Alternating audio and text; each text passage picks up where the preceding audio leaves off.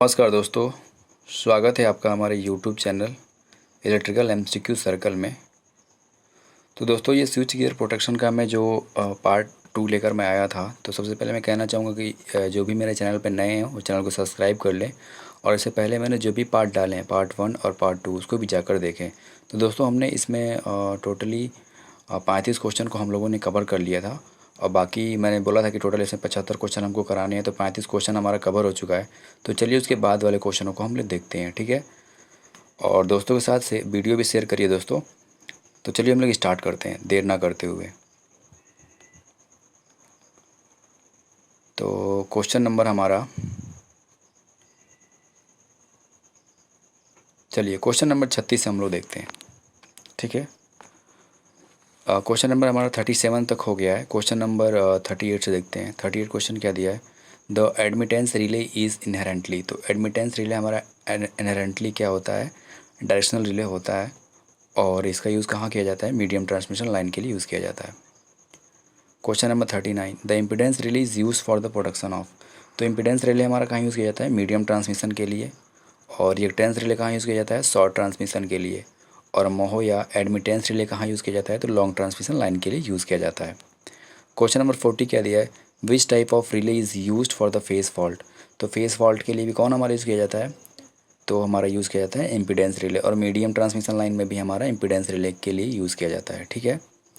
और पूछ देगा अगर क्वेश्चन में कि ग्राउंड फॉल्ट के लिए हम लोग कौन सा रिले यूज़ करते हैं, तो ग्राउंड फॉल्ट के लिए हम लोग रिएक्टेंस रिले का यूज़ करते हैं। Question number 41, which relay is used for the production of EHV या UHV ट्रांसमिशन लाइन। तो मोहो रिले का यूज़ हम लोग कहाँ करते हैं, तो पहली बात मोहो रिले एक डायरेक्शनल रिले है, ठीक है। और जहाँ पे हमारा फेज स्विंग आकर होगा वहाँ पे हम लोग मोहो रिले का यूज़ करेंगे। मोहो रिले का दूसरा नाम क्या है हमारा, तो मोहो रिले का दूसरा नाम है एडमिटेंस रिले, यानी मोहो रिले को हम लोग एडमिटेंस रिले भी कहते हैं। और यह एक डायरेक्शनल रिले है और इसका यूज़ लॉन्ग ट्रांसमिशन लाइन के लिए की जाती है।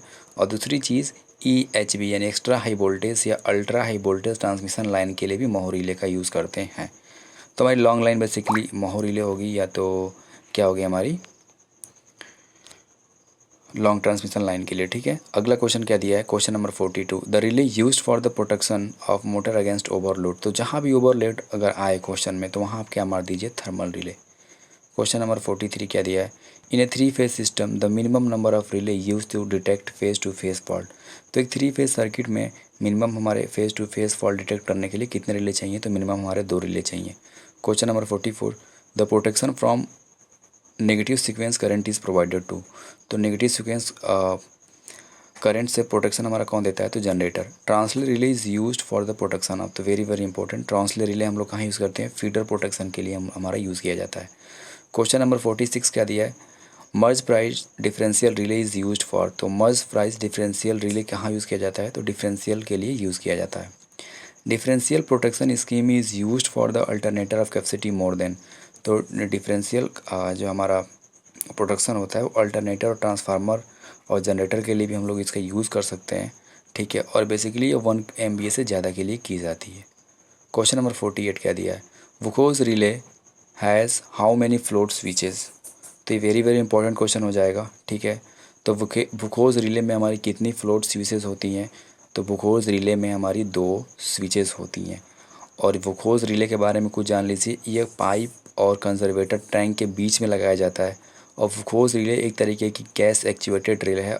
और वुकोज रिले के बारे में एक और इम्पोर्टेंट पॉइंट है कि ट्रांसफार्मर के इंटरनल फॉल्ट को बचाता है।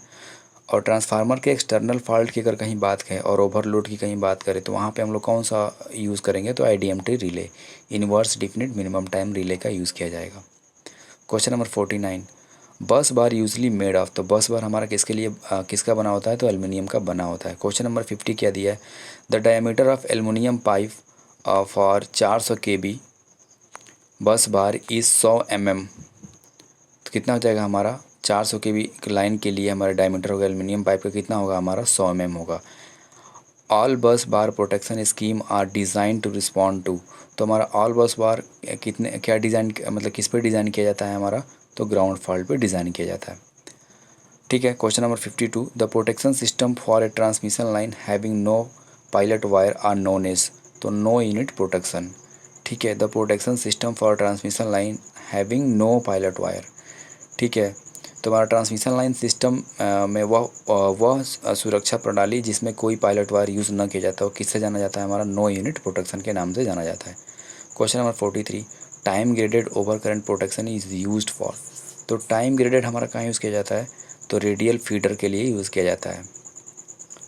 अगला question, question number 54, the line trap in a carrier current protection और parallel resonant circuit. Question number 55 क्या दिया है, summation transformer are used in. तो समेशन ट्रांसफार्मर हमारा कहाँ यूज़ किया जाता है, तो पायलट वायर रिले के लिए यूज़ किया जाता है।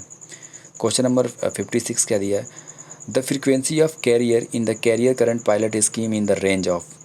तो कैरियर करंट पायलट स्कीम में जो हमारी फ्रीक्वेंसी की रेंज होती है कितनी होती है, तो 50 से 500 किलो हर्ट्ज होती है, ठीक है। Question number 57, the impulse ratio of rod gap. तो रॉड गैप का इम्पल्स रेशियो कितना होता है, तो 1.3 होता है।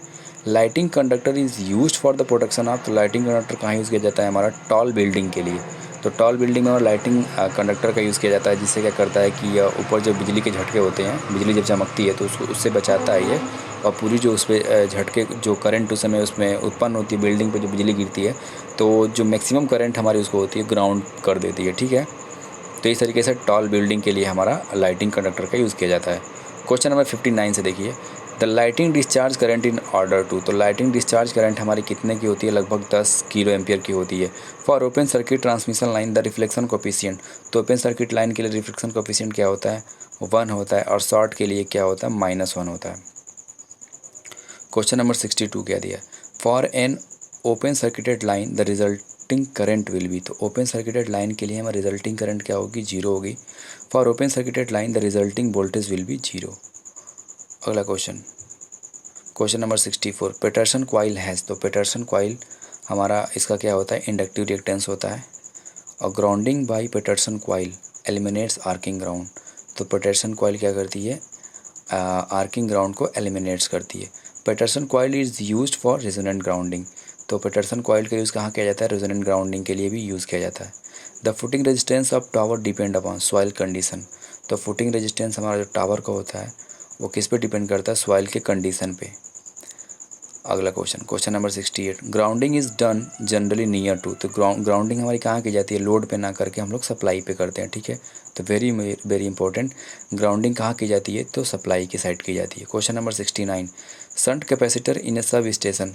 तो शंट कैपेसिटर क्या होता है, सब स्टेशन में डिलीवर लैगिंग VAR। तो लैगिंग VAR को क्या करता है, ये डिलीवर करता है। Question number 70, electromechanical voltage regulator are used in.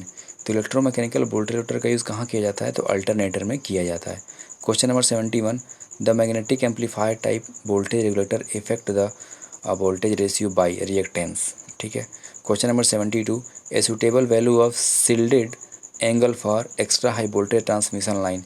तो extra high voltage transmission line के लिए शिल्डिंग एंगल हमारा कितना होना चाहिए, 20 डिग्री होना चाहिए। Question number 73, a suitable value for shielded angle of high voltage line. देखिए एक्स्ट्रा हाई वोल्टेज लाइन कहेगा तो 20 डिग्री, लेकिन केवल हाई वोल्टेज लाइन कहेगा तब शिल्डेड एंगल हमारा कितना होगा, 30 डिग्री, ठीक है। दोस्तों अगर ये क्वेश्चन अच्छे लगे हों तो अपने दोस्तों के साथ शेयर करना ना भूलिए। चैनल को सब्सक्राइब करिए, लाइक करिए, और मिलते हैं अगले वीडियो में। Thanks for watching this video, धन्यवाद।